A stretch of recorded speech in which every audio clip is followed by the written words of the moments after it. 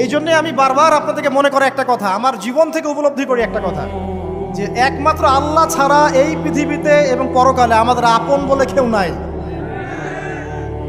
বাকি সবাই সবার স্বার্থের জন্য আছে। মানুষ মানুষের অবস্থানকেই মূল্যায়ন করে, মানুষ মানুষের অবস্থানকেই মূল্যায়ন করে।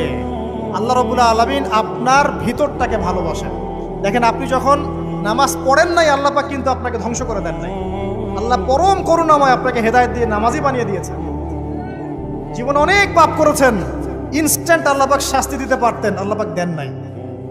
আল্লাহ আপনাকে ভালোবাসেন, আল্লাহ আমাকে ভালোবাসেন।